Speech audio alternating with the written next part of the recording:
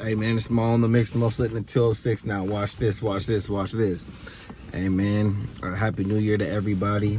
I ain't vlogged on here in a minute. Showing my face here in a minute, a couple weeks, whatever the case may be.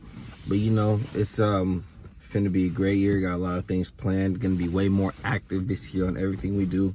But let's get straight to it, man, cause we're gonna be talking about the Seattle music scene.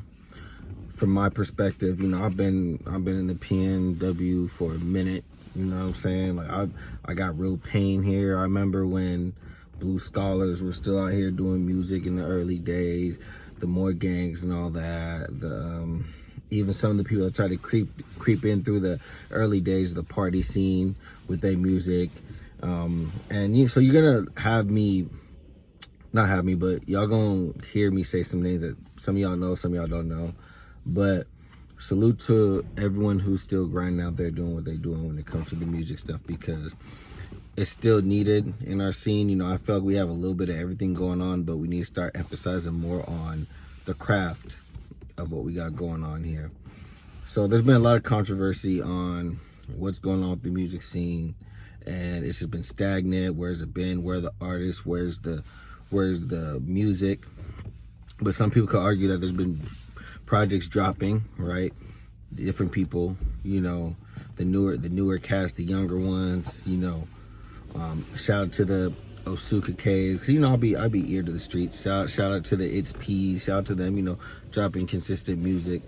And you know, there just seems to be like a misunderstanding and a coming of the guards that's not really happening. So it's just like the new artists are coming out, but they're not really connecting with the people that have been doing music. Maybe they're not getting the right guidance, you know, from when it comes out. But I think a big problem is that we tend to have people that want to get big, but want to take away the Seattle identity. Or even then, it's like, yeah, I'm from Seattle, but you don't rap like somebody who's even from Seattle, you know. And we do have a sound. So let's not get it fucked up. We do have a sound. And a lot of it is connected to what we were doing back in the day with the grunge music, right? But there's also hip hop that was also not hip hop, but more like rap that was like grunge music as well. Also, just kind of like, you know, lyrical wordsmiths putting words together. And also, I think the biggest thing, if y'all say, okay, everyone puts words together from every state, whatever the case may be, is we have what's called a refreshing sound, right? So we have a sound where it is still upbeat, right? Because y'all, I have to break it down like this because y'all gonna go over the place with it. We have a refreshing sound, right? Which is more catered to, I would say, maybe the later 2000s and on, right? Is a big identity of, you know, like Lil Mosey. He has like a refreshing sound. A lot of those North End guys, even though I'm gonna say they're not from Seattle, but it is a big part of the Seattle sound, because we have different sectors. We have North Seattle. North Seattle still Seattle. We have South Seattle, West Seattle, East Seattle, right? And a lot of the music back in the day, it was a little bit of like kind of the Bay, kind of a little bit. Like, I'm not gonna say all the way, but we did kind of have that old school kind of like pimp talk, you know what I'm saying? Slick talk like that with some of our rappers. You know, we used to wear the big baseball caps with the big old North Face jackets, you know what I mean? We was, you know, so, you know, we had a lot of people that was kind of talking that stuff, but, you know, like kind of more that like slithery language, you know? So that was a big thing. And I feel like me, when I jumped in, probably it was like a little bit before like 2000, as far as like me dancing, I did dancing earlier, 2010, 2011.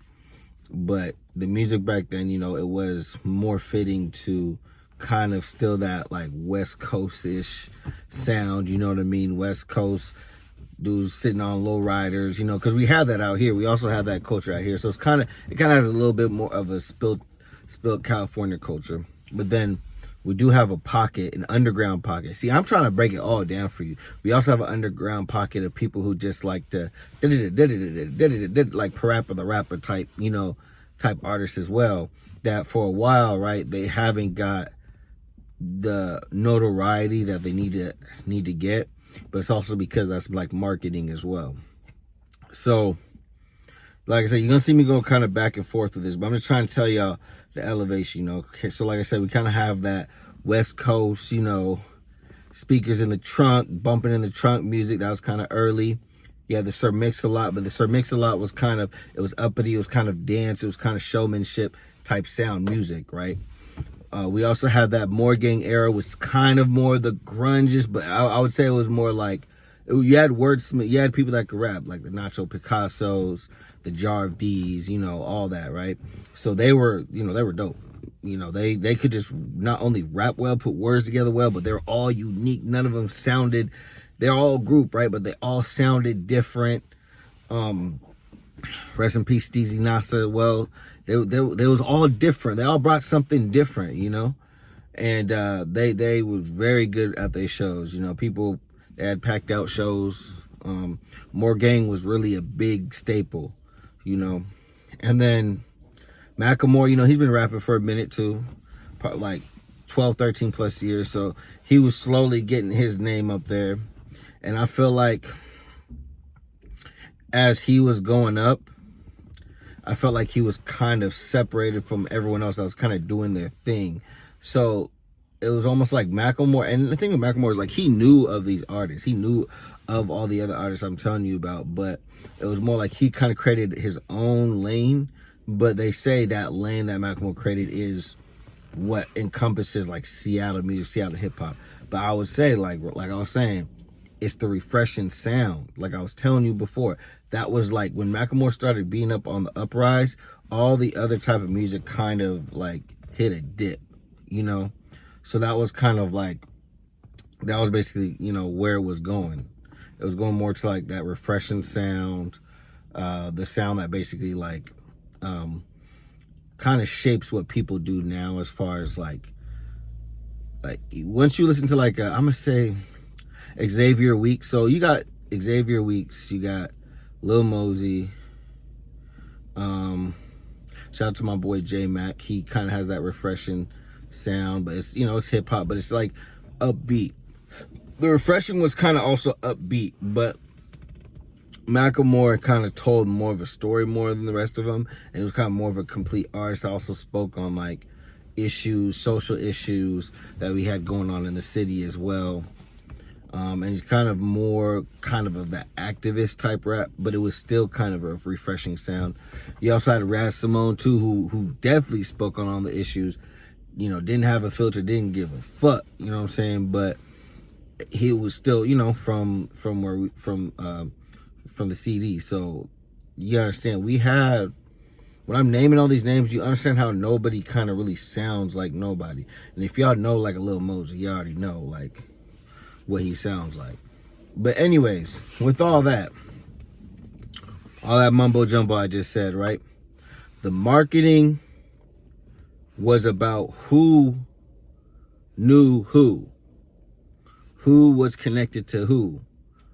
But it wasn't necessarily about sharing the connections, right? I felt like the people that got connected were the people that actually wanted to actually go out and get it. Like the people that basically, okay, you're connected with this person, you're connected with this person. Let's figure out who knows who, so we can either, if you want to go the Hollywood route, so a lot of artists in Seattle, they didn't really have solid. I'm gonna say like the management might have misdirected their careers.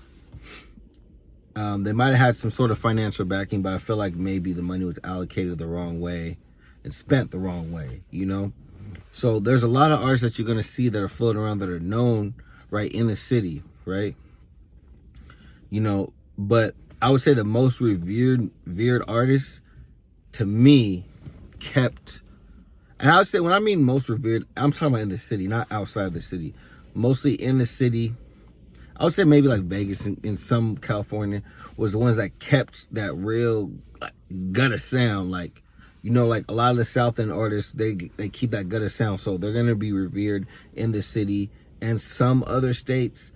But the people that kind of had more of that like refreshing, uppity sound, which felt more universal, Even though it was Seattle, but it appealed more universally. Those are the people that made the most money. The Lil Moseys, the Macklemores. And then, like, the thing with Travis Thompson is, shout out to him because he has in a music video, just to let y'all know I dance, I get off and all that stuff. But he brought the hit, like the real, like, he putting the words together. Like, it's hard to quote a Travis Thompson because he's just going off. Like, he put so many words together. So, but what he did was he connected with the people, and he also connected with the Macklemores as well. He also connected with other respected artists out here and did shows collaboratively with different people, So I think, and then also Travis traveled a lot too. He has a huge New York base as well of fans. And I believe, he was on a BT Cypher. So that's what I'm talking about, making moves, right? I'm not saying you need to be like Travis Thompson, but you need to understand that the people in the city, they're not going to give you that. They're not going to give you, they might give you support when you're hot, right? But they're not going to give you the building blocks to get to where you need to get to, It's like, damn, that person do their thing, they doing their thing, they doing their thing, blah, blah, blah, right? So that's just one part. I feel like there's like 4 parts to this, but so the parts I was telling you about is there's the different eras of rapping, right?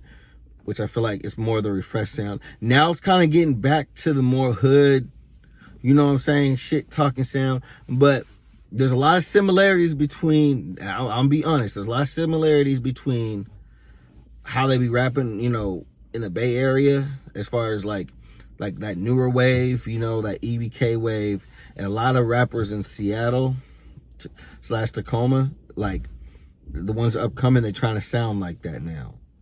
But it doesn't mean that they're not making up their own lyrics, but it's like there's certain things that they doing that, okay, I got some inspiration from some of them EBK. And I'm just being honest because I'm going to do that. Listen to the music, dances to the music, so I kind of know when I hear, right? So we got that going on. But then we also don't have good marketing between, like, okay, if they got a show, they want people to pop out. There has to be marketing even before the show, way before the show. You need to market yourself as a person, right? The only reason people know what I am, I'm connected with artists outside of the state as well. The West Coast artists, the Mozzies, the Bluefaces, them people, the YGs, right? Right? Shout out Bravo the Bag Chaser, my dog, right? Is because I said when I make my videos and content, I'm not only going to make content for Seattle, and depend on Seattle to have my back throughout. Because you have something that's called, everybody goes through it. You go up, then there's a dip in your career just because people start to, not fuck with you. Because they're tired of your success, right? And sometimes it's like, it's just a natural effect of the people. They just gonna do that. They gonna be tired of seeing somebody and then want a new king or a new star. That's just what they do. But the reason why I feel like Seattle is not where they need to be is because even when they try to work together, it's always I'm taking from somebody else. It's not I'm giving. Right? So it's just it's always a one-way thing. People want to work with each other, but people are just being unreasonable with stuff. And then people aren't approaching the other person correctly. People are so quick to be negative upon a situation, even though they might agree to a situation, to where even when they agree to that situation, right, they not doing their full job, whatever the end of the bargain is, because they still want to have a one-up, Not only that, there's also, other things, too.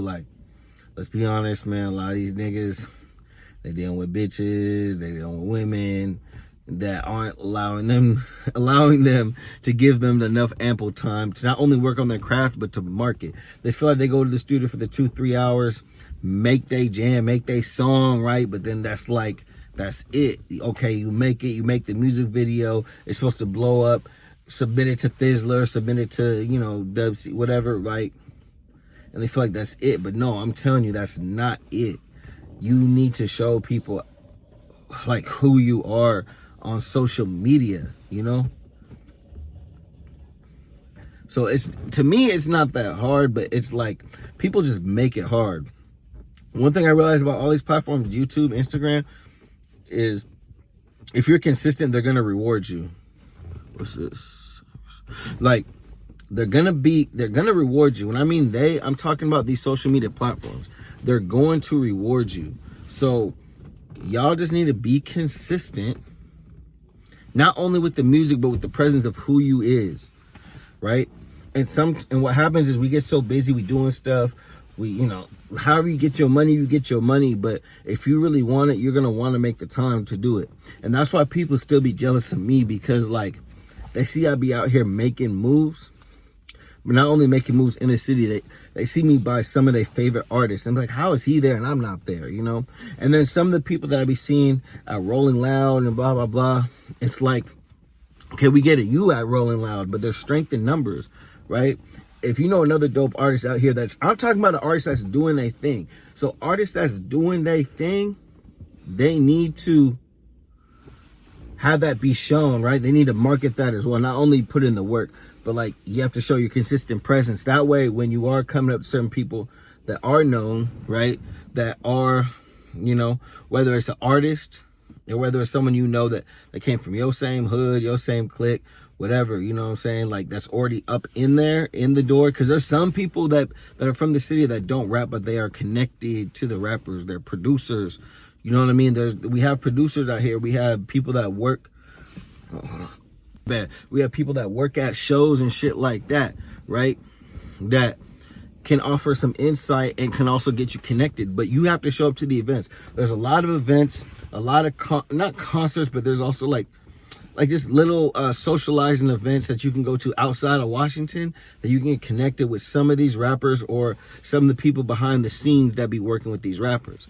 And that's the thing, right? It's not just about only meeting the rappers, but you also got to meet people who are in the business that work with these rappers, so you kind of know how to conduct yourself and also can network too and get they line. I'm not saying I'm not even saying that part is easy.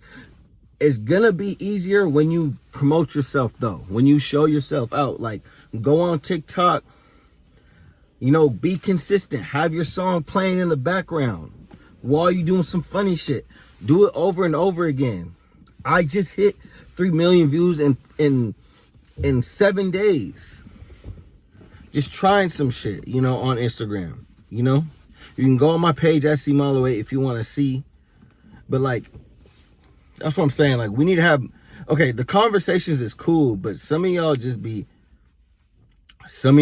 really just listen and then forget about it.